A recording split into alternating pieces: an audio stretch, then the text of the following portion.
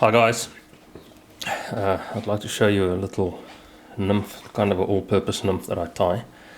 It's a fly that's featuring in the October, November, December issue of the Complete Fly Fisherman as well.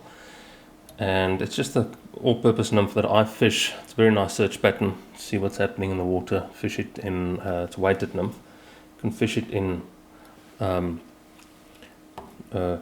deep channels, next to deeper kind of drop-offs, that kind of stuff.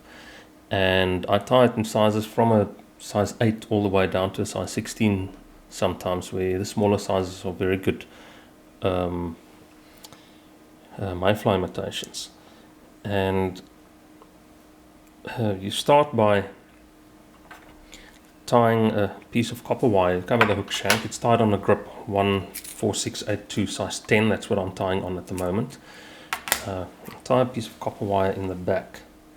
Don't tie it all the way to the front, because we're going to tie some lead wire and we need to leave some space for that lead wire in the front. So you tie that copper wire down to there, then take your thread back and out of the way, and you wrap some copper wire around, just at the sort of front end where the thorax and the abdomen meets, and more into the thorax. That's where you want the weight in this fly. A few wraps, leave enough space to tie the fly off and finish it off in the front. And you can put a little bit of head cement or varnish or something on there just to secure that lead wire there. And then wrap that lead wire down with a few wraps of thread. I'm using a grip 6/0 thread because we're going to be using quite heavy dubbings in this fly, so I'm using a slightly heavier thread. Obviously on the smaller sizes I'd use a thinner thread like the 8/0, and then you taper the abdomen a little bit before you kind of build up an underbody, just to give that a bit of a taper towards the back. And we're going to build the abdomen with a grip camel dubbing. I'm going to use a rust color, and just use the normal roll-on technique. I'll post a link for all the techniques that we use in this fly. I'll post links down below. For this you want the abdomen to be kind of smooth, so we're just using a roll-on technique to get that on there. And you'll notice that I haven't tied the tail yet. That is still coming. And then you wrap that. You want to build up kind of a not too thick abdomen, but a nice abdomen that you can taper towards the front. A little bit more dubbing there.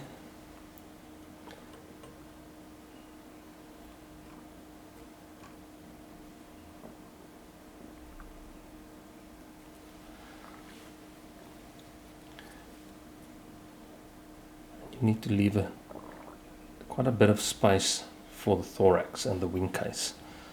And then what you do is you take about 10 to 12 barbs from a pheasant tail. I'm using a normal ringneck pheasant tail. You're going to tie that down on top to create the tail of the fly. Not too long, again it's about half the length of the fly. And you tie that down with the copper wire right at the back, with about 2 wraps of copper wire next to each other. And then make sure that is in position. And then you're going to wrap with open wraps. Spread them evenly over the abdomen and over the pheasant tail to the front to create the rib and the segmented body on the fly.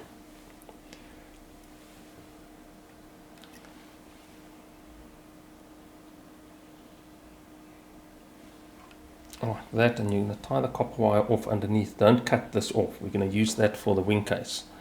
So you don't cut that off. You tie the underbody, the copper wire off right there where the thorax is going to be, and cut that. And you make sure that that tip of the copper wire is well hidden under thread, so that the thread don't cut when you start to wrap the dubbing. So you want that thread to cover and taper and build up a nice thorax underbody there, so that it's easy. You've got an easy surface to work on. You take the thread back to the abdomen. Okay, so once we've got the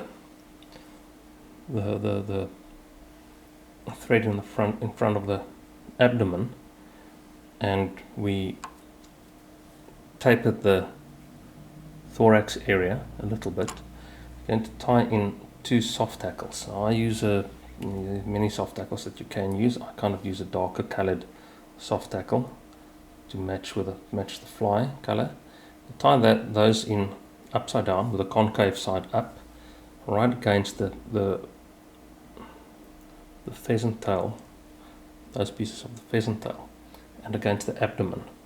So you tie that down, and I just want to get hold of those barbs there, and you can also point backwards. Tie the tips of the soft hackle in, so that the stems and the base of the soft hackle point up towards next to the pheasant tail. And you tie all of that down, and you can make sure that thorax area is shaped nicely. And then we're going to use a camel dubbing. Oh no, sorry, not a camel dubbing. A flashy nymph dubbing, grip flashy nymph dubbing, to do the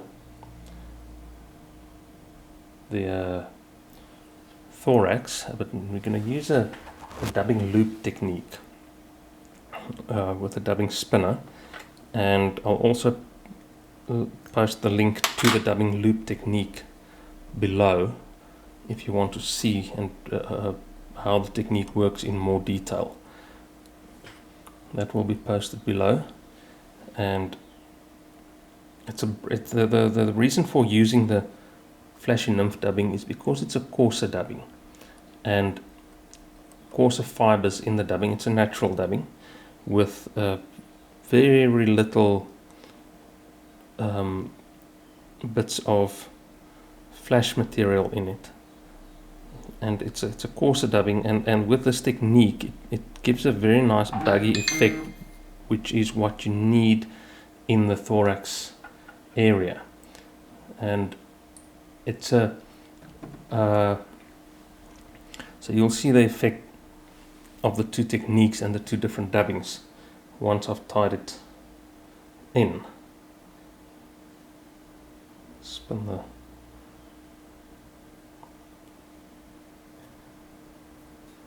dubbing twister. It's always good, you use quite a heavy dubbing twister, it spins easy.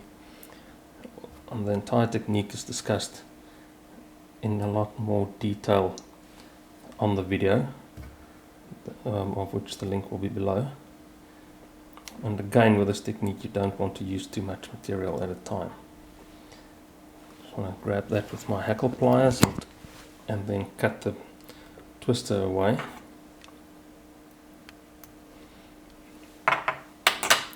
And you just wrap that around the hook in the thorax area towards the front.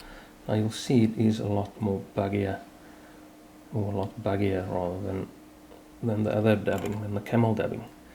And you tie that off right there in the front. Now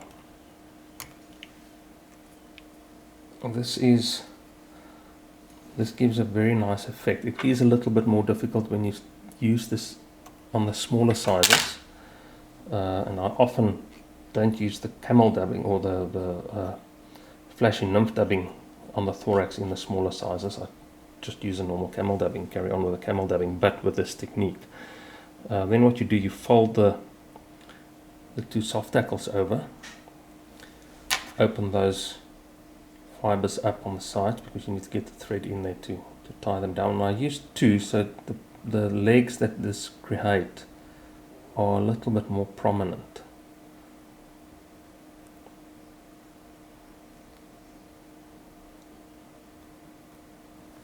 And you tie those down right there.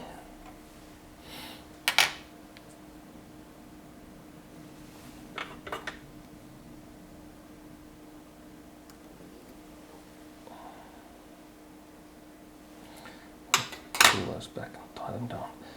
And then we're going to take the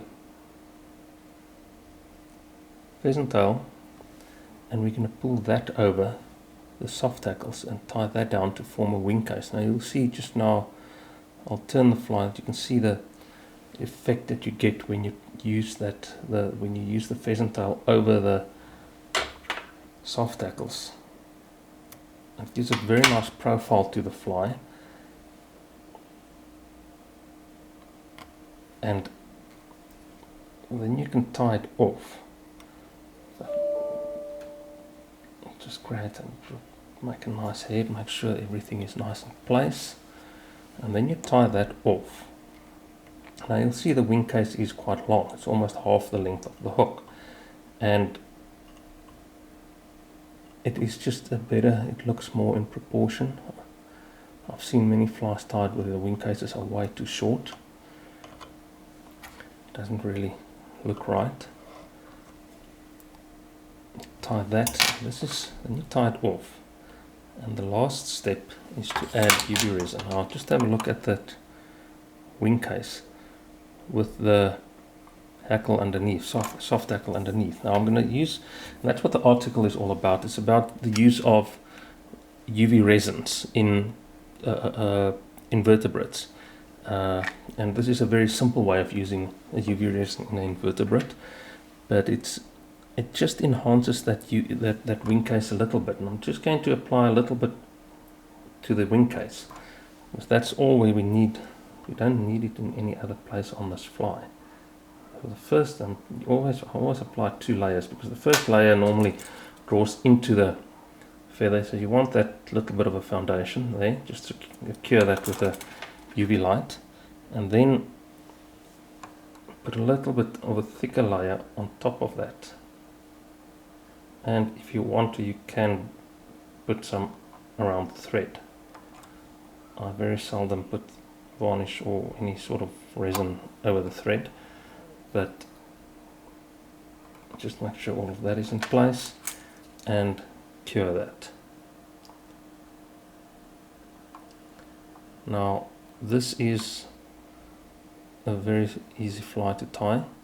It takes a little bit longer than the average nymph, but it's not, there are no complicated steps in this fly, so it's definitely not a fly that's impossible to tie for anyone who knows the basics of fly tying. But go and have a look at the steps of the dubbing steps and everything, and see how it was used, and also how the UV resin was used in this fly, and try it out. Please follow the channel, please like the video, and keep an eye out for more of these videos, and make sure to read the article that I wrote in the October, November and December issue of The Complete Fly Fisherman.